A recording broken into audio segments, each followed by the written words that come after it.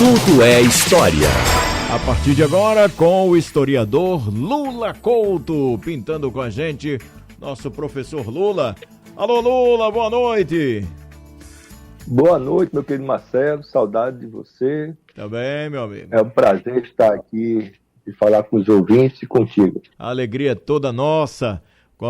Voltamos agora à continuação do ano letivo. Terceira unidade está aí com tudo, né, professor Lula? É impressionante. Cada vez a gente vai ficando mais velho, cada vez o tempo passa mais rápido, né, Marcelo? É impressionante. Pois é, meu amigo, pois é. E aí, a gente fala de Lula, os ouvintes, os estudantes já sabem, né? Já faz aquela relação com a SSA, 1, 2 e 3, com o Enem. A hora tá chegando, né, professor Lula? Tá chegando.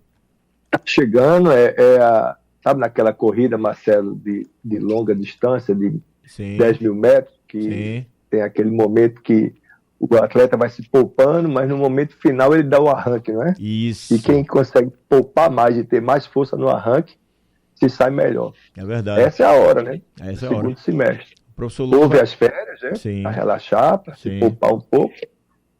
E agora é dar tudo, dar sangue, né? Dar sangue como no futebol, Marcelo. É verdade. Colocar isso mesmo. o sangue na chuteira. Esse Timbu precisa disso na reta final. Eu acho que sim. Pois é. Meu querido professor Lula, é um tema recorrente né, nos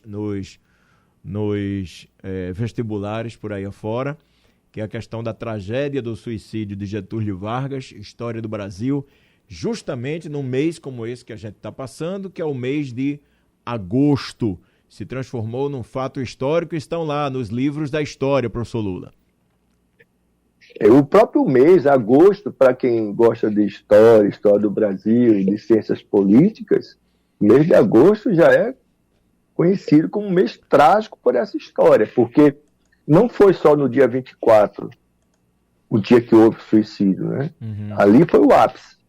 Mas o mês todo foi de tragédia, porque o Getúlio, Marcelo, ele foi, talvez, eu considero que sim, a figura republicana mais importante da nossa história. Sim.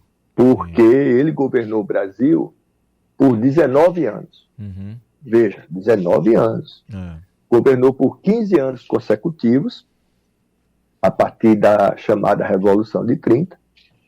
Estava no poder quando houve a Segunda Guerra Mundial, autorizou o envio de tropas do Brasil em 44 para lutar do lado dos aliados, né? Uhum. A FEB, a FAB, Batalha de Monte Castelo. Foi deposto, foi tirado do poder em 45, mas voltou ao poder exatamente nos anos 50, quando foi eleito e assumiu em 51. Não é aquela velha marchinha, naquela época, Marcelo, existiam marchinhas nas campanhas eleitorais, sabe? Sim. Uhum. E essas marchinhas, essas músicas, elas terminavam fazendo sucesso, inclusive no carnaval. Uhum. Então houve a marchinha muito conhecida na época, era bota o retrato do velho outra vez, vamos deixar o velho trabalhar.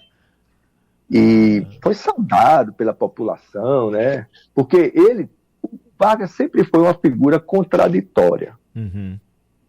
Ele sobe ao poder em 30 através de um ato armado. Uhum. Ele participa da eleição em 29, mas perde a eleição.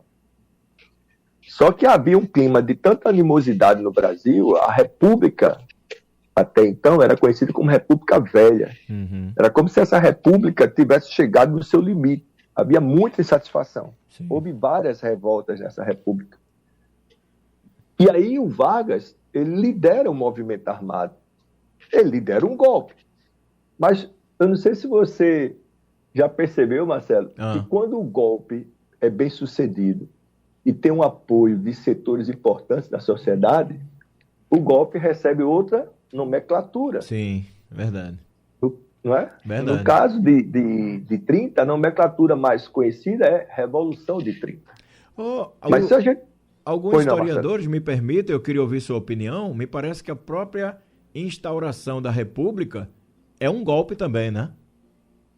Hoje já essa versão de que em 15 de novembro não houve uma proclamação, porque a proclamação me parece algo legítimo, democrático, pacífico e aceito pelas instituições, mas não.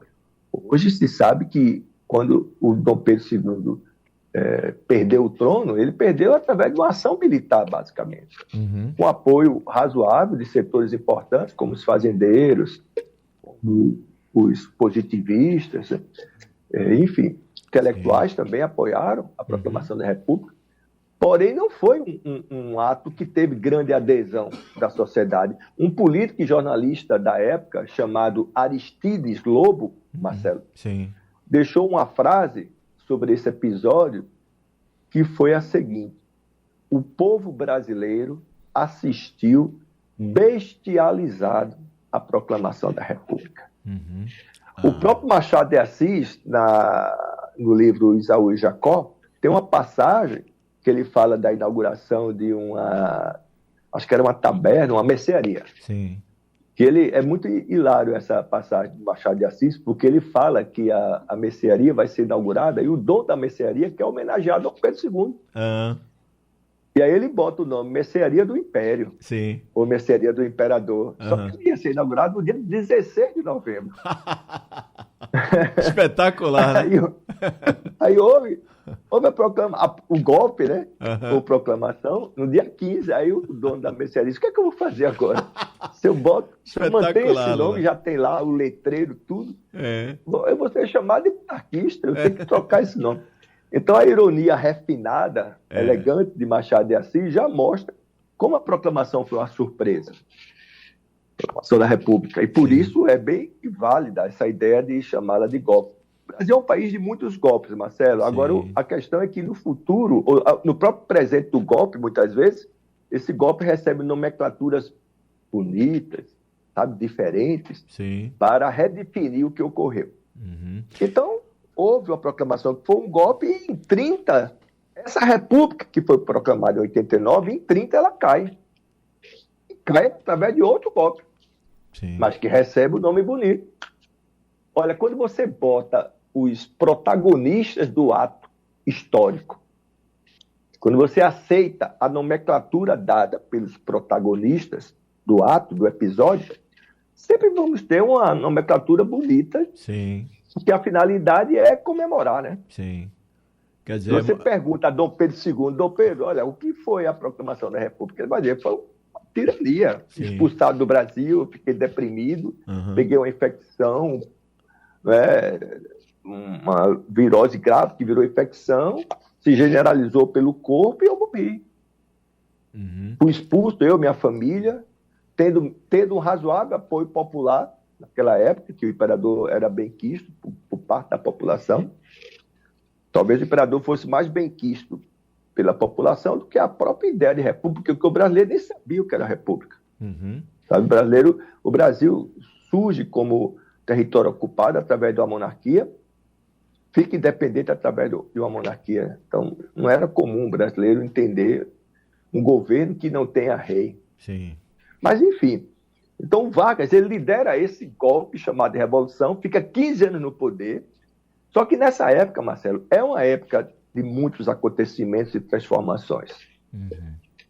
É uma época onde a mulher tem o direito de votar pela primeira vez. É uma época onde os trabalhadores terão as suas primeiras leis trabalhistas e terão a carteira assinada. É uma época de ampliação do espaço urbano, dos meios de comunicação.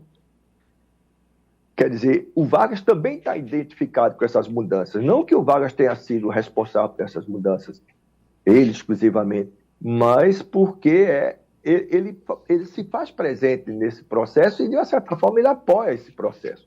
Porém, nessa época, houve uma ditadura terrível, Marcelo, do Vargas. De 37 a 45, nós vivemos uma época de ditadura do Vargas, conhecida como Estado Novo. Ele não teve o menor cuidado em não deixar transparecer a sua simpatia pelos regimes nazista e fascista. Até porque o Brasil era um grande parceiro da Alemanha. O Recife, Marcelo, ele tinha um vínculo com a Alemanha, inclusive no dirigível. Nós tínhamos um ponto aqui que o dirigível parava na América do Sul. Sim. Dirigível alemão, com a suástica do nazismo, parando aqui no Recife. Então, o Vargas, ele transita de várias formas na política. Só que fica essa marca do pai dos pobres, difundida pelo próprio Vargas.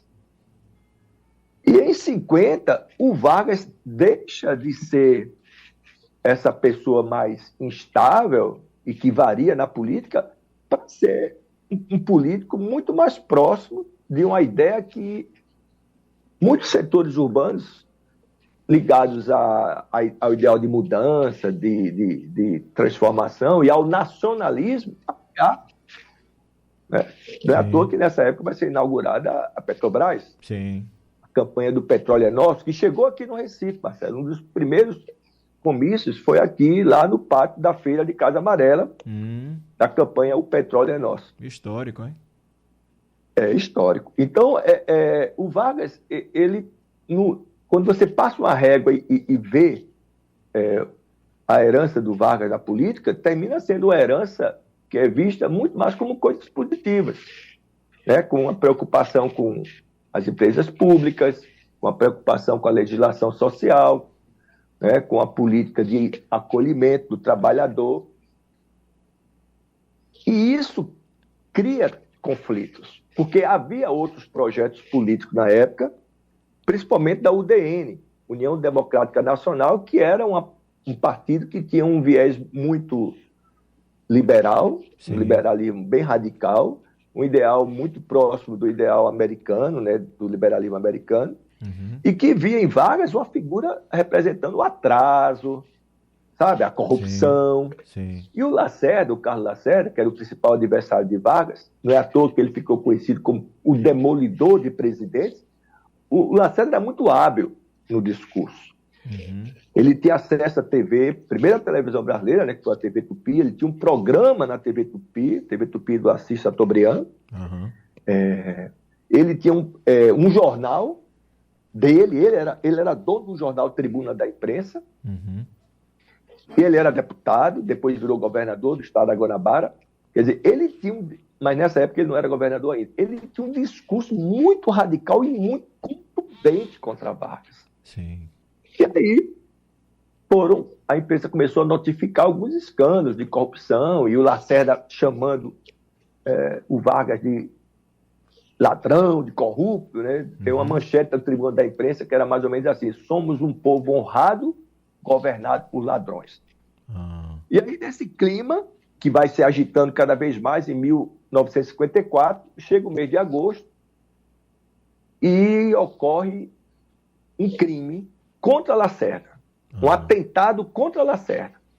E nesse atentado, o segurança de Lacerda e amigo de Lacerda, o Major Vaz, major da Aeronáutica, morre. Leva um tiro e morre. O Lacerda leva um tiro, quebra o pé. Aí, se o maior inimigo de Vargas, que discursa todo dia contra Vargas, sofre um atentado, o que é que vão dizer? O que é que a imprensa, que já estava na oposição contra Vargas, vai dizer? O que é que grande parte da classe média vai dizer? Grande parte do empresariado vai dizer? Que tudo foi articulado lá no Palácio do Catete, que era o palácio do presidente da época. Sim. O próprio Vargas, Marcelo, diz uma frase interessante: a bala contra Lacerda me atingiu pelas costas. Interessante, não é, Marcelo? É interessante, muito. Muito. Olha só a frase. A bala contra Lacerda me atingiu pelas costas. Quando as investigações começaram a serem feitas, melhor dizendo, aí realmente se descobriu que o atentado contra Lacerda, ele saiu do Palácio do Catete. Mas não a mando de Vargas. Depois se descobriu isso. Ele saiu a mando de parentes de Vargas, querendo assustar Lacerda. E um grande amigo de Vargas, secretário de Vargas, conhecido como Anjo Negro, o Gregório Fortunato, articulou esse atentado. Tanto é que o Gregório ficou preso. Ele foi acusado pelo crime. Então a investigação começou a rondar cada vez mais o Palácio do Catete. E a Aeronáutica fez um inquérito que acusava Vargas, um inquérito independente. O Palácio do Catete foi cercado, Marcelo. Olha Sim. só, no mês de agosto. Sim. Imagina Brasília sendo cercada por militares, aviões decolando o tempo todo, ameaçando ou matar o presidente, ou invadir o palácio e prender o presidente. Esse era o clima de agosto. Foi aí que Vargas, desesperado, sem ter alternativa, disse uma frase numa reunião com seus ministros, que dali, se tentasse invadir o palácio, iria encontrar um corpo. E ele cumpriu a promessa. Mas ele cumpriu a promessa e usou esse suicídio como arma política. Sim. Porque ele deixa uma carta dizendo que o seu gesto foi um gesto de coragem para estimular o povo que o apoia a perceber que aqueles que são contra ele são também contra o povo. Portanto, ele pede que o sacrifício dele, sacrifício de Vargas se matando, seja utilizado para alavancar, melhor dizendo, né? Uhum. Levantar o apoio de Vargas, mesmo estando morto, e combater a oposição, como se fosse um pedido de vingança. Sim. Estou me sacrificando pelo povo brasileiro, quero agora que esse povo faça o mesmo, mas se revoltando contra aqueles que forçaram a minha morte, mesmo tendo sido suicídio. Essa carta tem na internet, os nossos ouvintes podem pegar, basta colocar Testamento de Getúlio Vargas, 1954. Lula, tem duas coisas que queria que você trouxesse. Se o brizolismo, né, depois, se o Brizola está muito ligado lá, se as origens do trabalhismo de Brizola é o mesmo trabalhismo de Getúlio Vargas, e outra, para a juventude, né, para a turma que está ali nos seus 17, 20 anos, onde nós situaríamos Getúlio Vargas hoje? Na extrema esquerda, centro-esquerda, ou esquerda, ou direita? Onde situaríamos Vargas politicamente hoje, Lula? Ou é uma equação difícil, já que, né, ele teve vários momentos distintos, né? Exato. Mas o Vargas que predominou foi o Vargas populista. O populismo ele circula pela direita e pela esquerda. Nós tivemos exemplos no Brasil recente, né? Tem o populista de esquerda e tem o populista de direita. Às vezes de extrema esquerda e de extrema direita. Mas, enfim, essa é a imagem que Vargas, eu acho que manteria. Um populismo voltado para o social, mas não abrindo mão dessa ideia de se colocar acima dos partidos. Porque o populismo é exatamente isso, sabe, Marcelo? É uma situação ou uma condição que o líder se coloca acima dos partidos. Ele é mais importante do que o partido. Sabe? Ele é mais importante do que a aliança. A mudança vem através dele. Apoie ele, que ele vai estar à frente do povo fazendo as mudanças. Essa é a marca do populismo que surgiu, por exemplo, aqui na América Latina. Na Argentina com Perón, no Brasil com Getúlio Vargas. Então, o Vargas ele seria um grande populista hoje, não é? E ele deixou uma herança muito grande em todos os aspectos. Principalmente nessa importância que muitos dão, principalmente o centro-esquerda, né? Os grupos de centro, os partidos de centro tendendo para a esquerda, que é essa importância de não se poder governar sem pensar no social, sem pensar em políticas públicas que apostem no social, que deem condições do crescimento social, da melhoria da qualidade de vida do trabalhador, né? Aqui em Pernambuco, Marcelo, o Agamenon Magalhães, ele foi parceiro de Vargas. O Agamenon Magalhães foi o braço direito de Getúlio no Nordeste. O maior aliado de Getúlio Vargas no Nordeste foi o Agamenon Magalhães. Ele trouxe muito do varguismo para Pernambuco.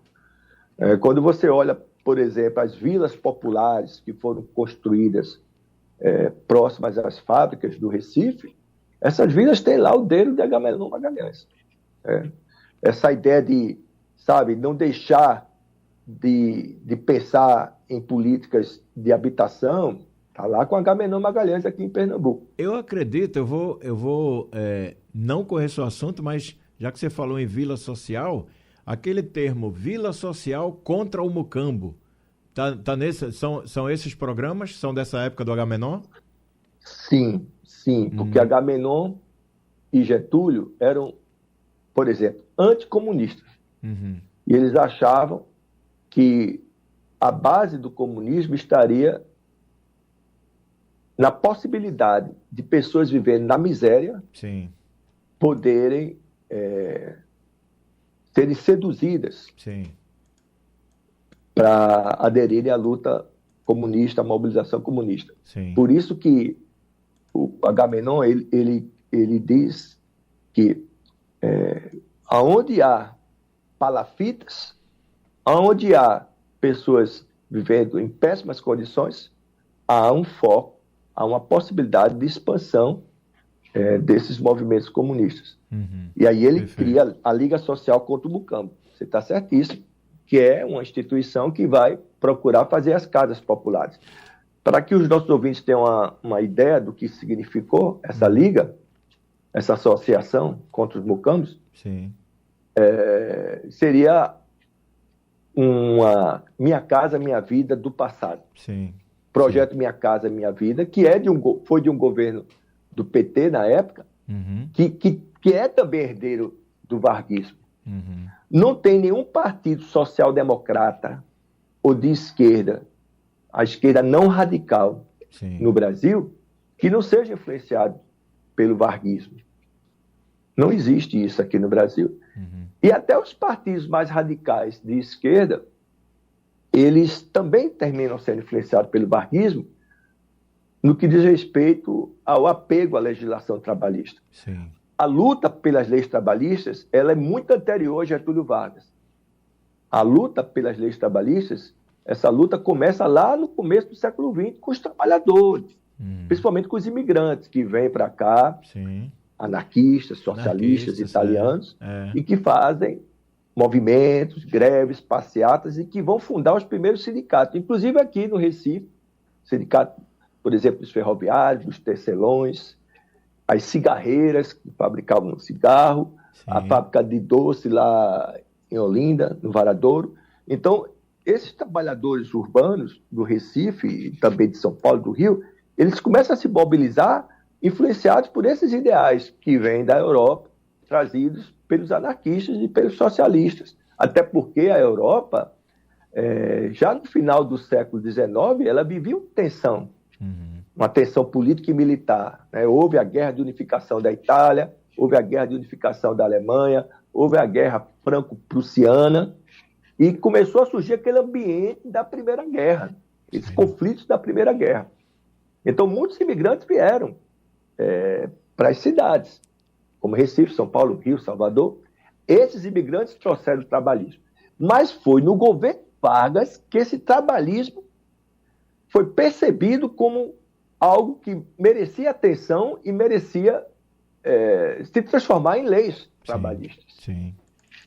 Não é à toa que a CLT é aprovada em pleno Estado Novo. Olha só que coisa interessante, né? Uma ditadura, a ditadura do Estado Novo, com um viés fascista, mas que aprovou a CLT, que até hoje é defendida com unhas e dentes pelos trabalhadores e pelas lideranças de esquerda. Essa questão trabalhista é uma questão plural, que terminou ganhando muita força nos anos 20 no mundo todo. Sabe, Marcelo? Nos Estados Unidos, França, Inglaterra e Brasil também. Espetacular. Mas enfim, essa é a herança do Vargas. Essa é a herança do Vargas. É uma herança muito plural e muito significativa para a política, sabe, para as questões sociais. Houve aspectos negativos também, graves, como a ditadura do Estado Novo. A gente não pode esquecer de pensadores, escritores que foram presos nessa época, né? Por exemplo, o Graciliano Ramos. Não é à toa que aquele livro, Memória do Cárcere, foi escrito exatamente nas prisões da época do Estado Novo, né? Sim. Mas também houve pontos positivos. O Vargas não cabe numa definição só, Marcelo. O Vargas, eu digo para os meus alunos assim, o Vargas foi Muitos. Espetáculo, é isso mesmo. O homem é amplo, traz uma amplitude de visões. Só teve um defeito dele. Ele não torceu pro Alvirrubro, pro Náutico. Grande defeito do Vargas. Né? Ele chegou a declarar o clube dele?